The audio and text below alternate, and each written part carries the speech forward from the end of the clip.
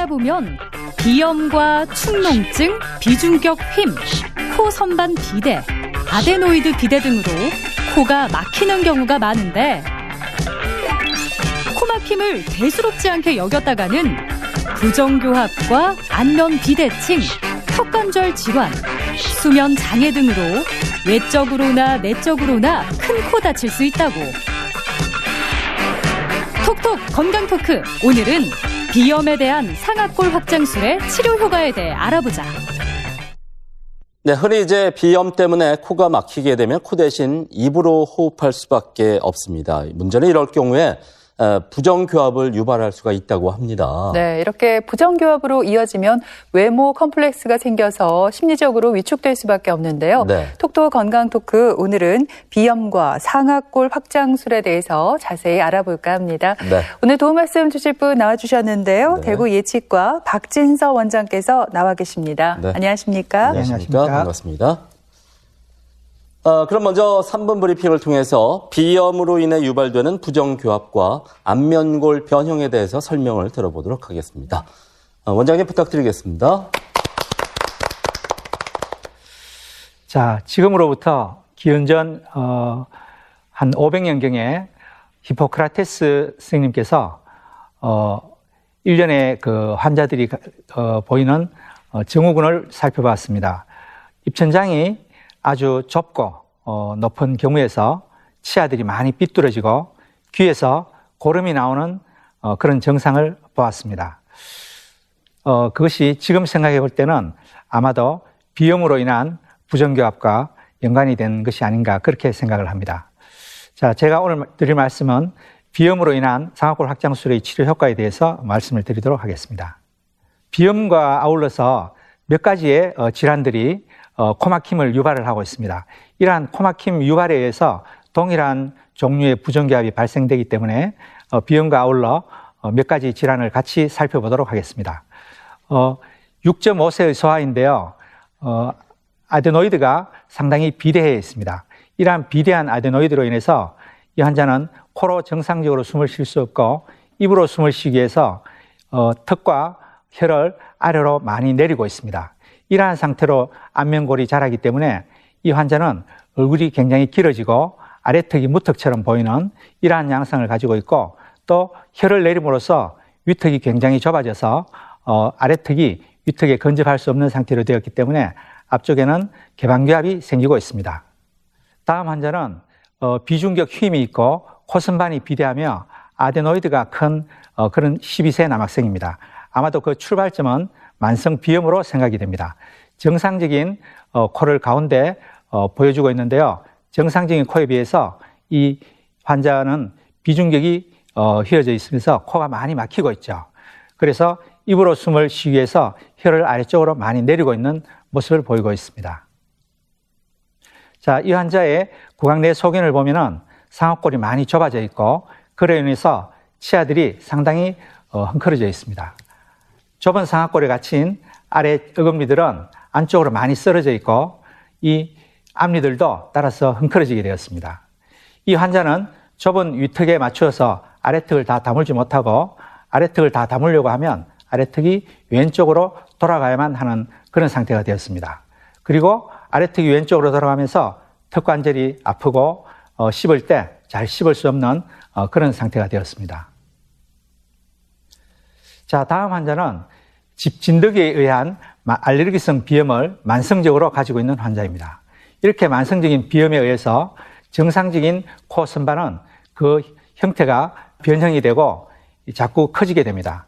이렇게 해서 코에 막힘이 일어나고 이 환자의 구내 소견으로 보면 역시 코막힘으로 인해서 상악골이 상당히 협착이 되면서 위에는 덧니가 있고 아래 어금니들은 상당히 설척으로 썰어지면서 앞니들이 털어지는 모습을 보이고 있습니다.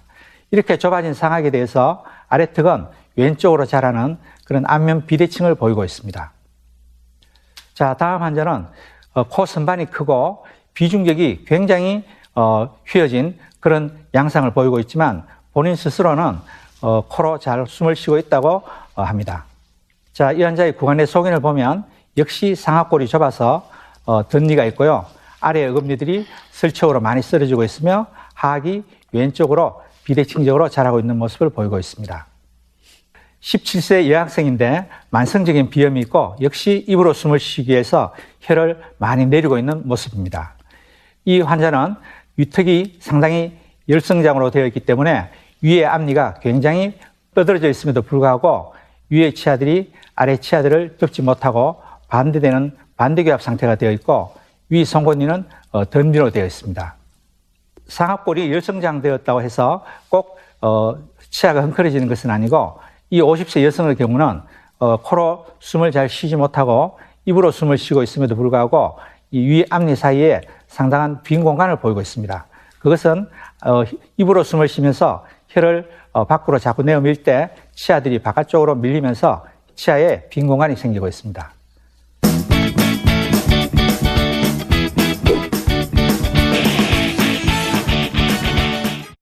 네, 사실 많은 분들이 비염을 대수롭지 않게 여기고 제때 치료를 하지 않는데요. 그런데 이렇게 입으로만 숨을 쉴 경우 부정교합이 발생할 수도 있어서 각별한 주의가 또 필요합니다. 원장님, 그렇다면 이 비염은 어떤 과정을 통해서 부정교합과 안면골 변형을 야기하는지 궁금하거든요. 예, 치아와 치아를 둘러싸는 골 조직은 안팎의 근육에 의해서 압축력과 확장력을 서로 받고 있습니다. 치아와 턱뼈 외부에는 안면골이, 안면 근육이 지속적인 압축력을 가하고 있고 이 내부에서는 혀에 의한 확장력이 치아와 안면골을 바깥쪽으로 밀어주면서 서로 평행되는 지점에 치아들이 놓이게 됩니다. 그런데 코가 막혔을 경우 이 안팎 근육들의 평형 상태가 깨어지면서 혀가 아래쪽으로 내려가게 됩니다. 혀가 아래쪽으로 내려가면서 혀의 지지를 받지 못하는 입천장뼈와 위 대구치의 치근들은 압축이 되게 되겠죠. 그래서 이 전후적으로 봤을 때 이 어금니들이 상당히 바깥쪽으로, 위 어금니들은 상당히 바깥쪽으로, 아래 어금니들은 안쪽으로 이렇게 경사진 모습을 보이고 혀의 지지를 받지 못하는 이 입천장뼈는 상당한 협착을 보이고 있습니다. 이러한 협착된 상악골에 하악은 제대로 맞지를 못해서 왼쪽으로 비대칭을 보이고 있는 모습입니다. 자, 전후적으로 보시면은 이 혀가 아래쪽으로 내려오면서 앞니를 강하게 밀 때 앞니 주변의 잇몸뼈와 앞니는 전방으로 많이 밀려나고 있는 모습을 보이고 있습니다. 코가 막히는 대표적인 경우는 염증이 있는 경우와 비중격이 휘어진다든지 콧선반이 커진다든지 하는 구조적인 요인, 그리고 코의 후방부에 있는 아데노이드가 크다고 하는 이러한 요인이 일반적으로 있으며 이 외에도 종양이나 용정과 같은 다른 요인들도 많이 있을 수 있겠습니다. 네, 여러 가지 코 질환으로 인해서 부종교합이 생기면 이 수면 중 호흡을 방해해서 집중력을 떨어뜨리고 또 성장을 방해한다고 하니까요. 하루라도 빨리 좀 치료를 받아야 할 것 같습니다. 원장님, 이 코막힘을 해소시키는데 상악골 확장술이 유용하게 쓰인다면서요? 예, 그렇습니다. 자, 상악골 확장술이 어떻게 코막힘을 해결하는지 그 치료 원리와 효과에 대해서 살펴보도록 하겠습니다. 자, 이런 상악골 확장술은 1860년대에 고안이 되었습니다. 종래까지 실시되던 상악골 확장술은 치아를 매개체로 해서 이 상악골을 분리시키는 확장력을 주게 되었는데요. 이러한 치아를 매개체로 하는 상악골 확장술은 치아에 대한 부작용이 있을 수 있고 상악골에 대한 확장 효과가 분명하지 않아서 최근에는 상악골에 직접 앵커 역할을 하는 마이크로 임플란트를 식립을 하고 여기에 확장 장치를 연결해서 골에 대한 확장력을 직접 전달하는 식으로 골지지 상악골 확장술이라고 합니다. 이러한 상악골 확장술은 뼈에 직접 확장력을 전달하기 때문에 이 상악골이 분리되는 효과가 굉장히 효과적으로 발휘가 됩니다. 동시에 이 상악골만 확장이 될 뿐만 아니고 비강에 대한 확장 효과가 굉장히 크게 나타나서 이 코막힘을 보이는 분들께 많은 도움이 될 것 같습니다. 골 조직에 대한 입체 영상을 보여주고 있는데요.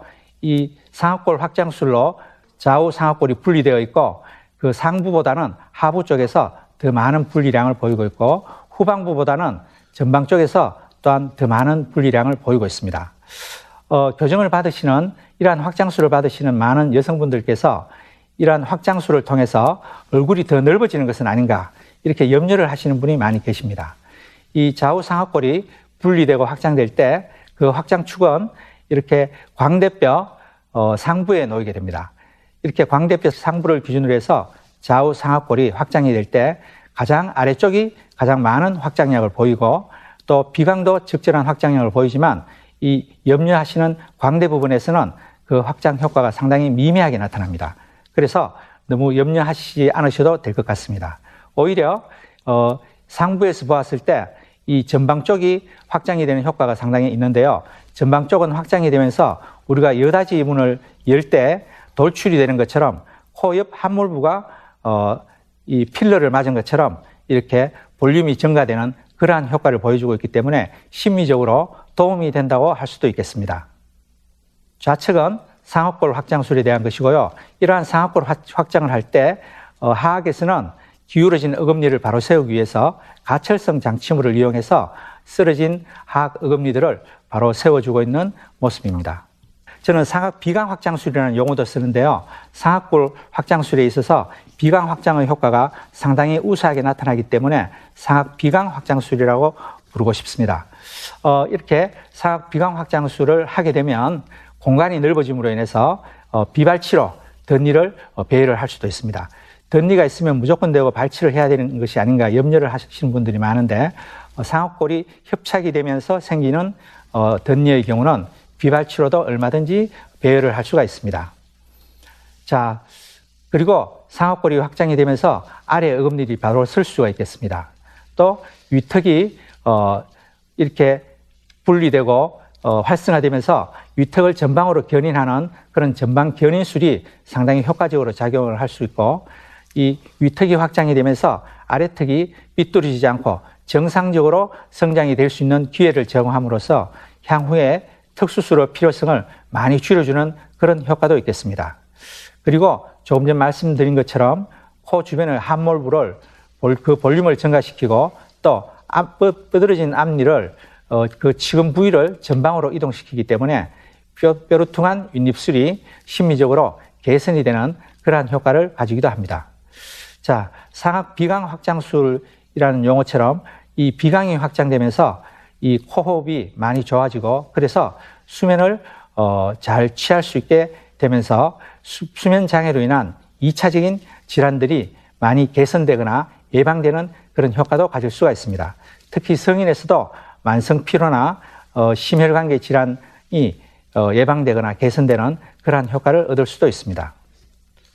그렇군요. 상악골 확장술을 통해서 이제 코 호흡이 이제 좋아지니까 이제 꿀잠도 주무실 수가 있고 그리고 심미적인 효과까지 있다고 하셨잖아요. 예.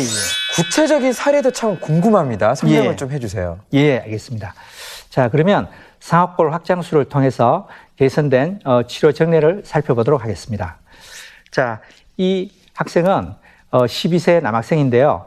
이 코 선반이 크고 비중격이 휘어져 있고 이 또 아데노이드까지 크면서 이 코로 숨을 쉬기 어렵고 입을 벌리고 혀를 내리고 구호흡을 많이 하는 12세 남학생입니다. 처음 내원했을 때 이 아래턱에 비대칭이 있고 치아들이 헝클어진 채로 이렇게 있었지만 입을 벌리면 이 환자의 아래턱이 가운데 바로 오는 것을 알 수가 있습니다. 즉 환자는 입을 다물면서 턱을 왼쪽으로 비틀어야만 입을 다물 수 있는 그런 상태가 되었습니다. 이 환자에게서 약 2주 정도 상악골을 확장을 했고 그리고 몇 개월간의 앞니 부분 교정을 했습니다. 그래서 전체 한 5, 6개월 동안의 치료를 통해서 이 환자는 이 하악골이 앞면의 중심선에 일치하게 되었고 그래서 이 비틀어진 하악골에 의한 부담을 가지던 턱관절 증상들이 많이 완화가 되었습니다. 그리고 또한 이렇게 확장을 하면서 비강이 상당히 많이 확장이 되었죠. 2주간 약 4mm 정도의 비강 확장 효과가 있었습니다. 이렇게 확장된 비강은 확장 후 2년 정도 뒤에도 그 확장된 효과가 잘 유지가 되고 있으면서 비강의 크기가 잘 유지되고 있고 그리고 코 선반의 형태가 오히려 예전보다 더 생리적인 형태로 개선이 되고 있고 그러한 모습을 보이고 있습니다. 치료 전후의 모습입니다. 어금니들은 전부 다 자기 자리에서 바로 서 있고 위아래 치열들은 전부 다 부드러운 아치 형태를 그리면서 만들어져 있고 위아래 치아들의 맞물림은 정상적인 맞물림을 가지고 있습니다. 코막힘으로 인한 부정교합을 치료할 때 올바른 치료 순서를 살펴보도록 하겠습니다. 교정과에서 검진을 통해서 이러한 상악골 협착이 있고 그 원인으로서 코막힘이 확인이 될 경우 상악 비강 확장술을 먼저 시행을 하게 되겠습니다. 상악 비강 확장술을 시행을 한 후 그 분리된 부위가 뼈로 차는 데는 약 3개월 정도의 시간이 필요합니다. 이 3개월 동안 환자는 이비인후과에서 이 코와 연관된 질환들, 코막힘과 연관된 질환들, 예를 들어서 비염, 비갑계, 아데노이드 비대, 편도선 비대 등과 같은 문제점들을 해결함으로써 코막힘이 보다 더 확실히 개선이 될 수 있겠습니다. 물론 이러한 비강이 확대된다고 해서 알레르기와 같은 질환이 근본적으로 개선이 되지는 않습니다. 알레르기와 같은 질환이 있을 경우에는 알레르기 내과 등에서 별도의 알레르기 치료를 꾸준히 받으시는 것이 좋겠습니다. 또한 이런 확장된 비강과 입천장을 꾸준히 유지하기 위해서는 우리가 혀를 충분히 입천장에 높이고 있는 밀착시키면서 유지할 수 있는 그런 연습을 꾸준히 하는 것이 좋고 또 입술을 다물고 코로 숨을 쉬는 그런 연습을 꾸준히 하시면은 확장된 비강이 잘 유지가 될 수 있겠습니다. 자, 다음은 덧니 교정을 위해서 내원한 14세 8개월 소녀입니다. 14세 8개월의 나이는 소녀로서는 이제 안면골의 최대 성장기가 지난 그런 나이로 볼 수 있는데요. 현재 윗입술이 상당히 볼륨이 부족한 그런 상태이고 환자는 만성 비염을 가지고 있으며 상악골에 열성장이 보이고 앞니들은 절단교합 상태를 나타내고 있습니다. 자, 이렇게 위 앞니들이 충분히 포개어지지 못하고 절단교합 상태에 있을 때 앞니들의 치근은 상당히 약해질 수가 있습니다.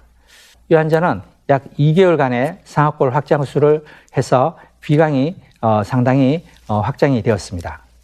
그리고 약 8개월간 이 확장된 상악골을 전방으로 견인하는 그런 시술을 하였습니다.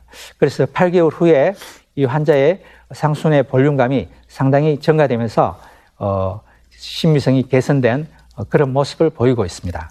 방사선 사진으로도 이 위아래 앞니가 포개어짐이 상당히 개선된 그런 모습을 보여주고 있습니다. 자, 이 16세 여학생은 송곳니와 주걱턱 안모를 교정하기 위해서 내원을 하였습니다. 자, 역시 코가 많이 막혀 있고 입으로 숨을 쉬기 위해서 혀를 아래쪽으로 내리고 있습니다. 위아래 앞니들은 이 정상적인 교합 상태를 이루지 못하고 절단 교합 상태를 보이고 있죠. 2개월 정도 확장을 하고 치아들을 배열해 나가고 있습니다. 자, 치료 전후의 모습인데요. 이 위아래 어금니들이 바로 서고 정상적인 U자 형태의 아치 형태를 가지고 있고 위아래 치아들의 맞물림이 잘 형성되어 있는 모습을 보여주고 있습니다. 방사선 사진으로 보아서 위의 앞니들이 아래 앞니를 적당히 포개고 있는 모습을 보여주고 있습니다.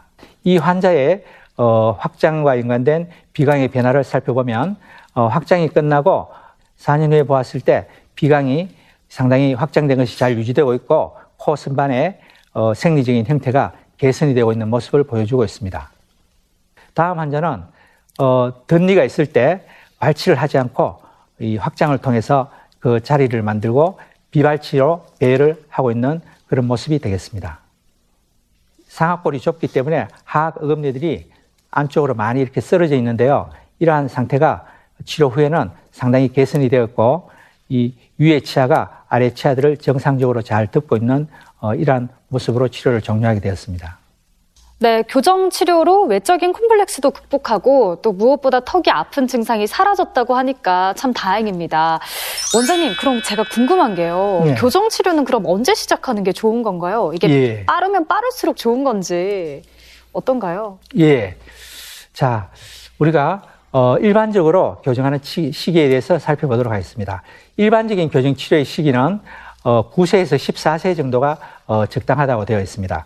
그런데 남학생과 여학생의 최대 성장기가 서로 차이가 납니다. 여학생은 10.5세에서 한 14세 정도까지 최대 성장기를 가지고 있고 남학생은 12세에서 한 5년간의 최대 성장기를 가지고 있습니다. 이 최대 성장기 동안에 안면골이 상당히 많은 성장량을 보이고 있기 때문에 이 최대 성장기에 맞게 치료를 하는 것이 좋겠다고 생각이 됩니다. 특히 우리가 많이 실수하는 것은 여학생의 경우에서 이 치아가 다 교환될 때까지 기다린다라고 할 때는 치료 시기를 상당히 놓칠 수가 있습니다. 그래서 여학생은 남학생에 비해서 한 2년 정도 치료를 빨리 시작하는 것이 더 바람직하다고 볼 수 있습니다. 특히 안면 골격의 성장에 영향을 주는 비염과 같은 문제가 있을 경우에는 최대한 빨리 적극적으로 치료에 임하시는 것이 좋겠습니다. 확장에 있어서 가장 늦게 확장을 할 수 있는 시기는 저희들이 대개 20대 중반으로 생각을 하고 있습니다. 그러나 여성들의 경우에는 그보다 더 늦은 나이에도 확장이 가능한 경우가 많이 있습니다. 남성들은 안타깝게도 10대 후반에서도 확장이 어려운 경우가 종종 있기 때문에 가급적 확장을 요하는 문제가 있을 경우에는 빠른 시기에 시술을 시작하는 것이 좋겠습니다.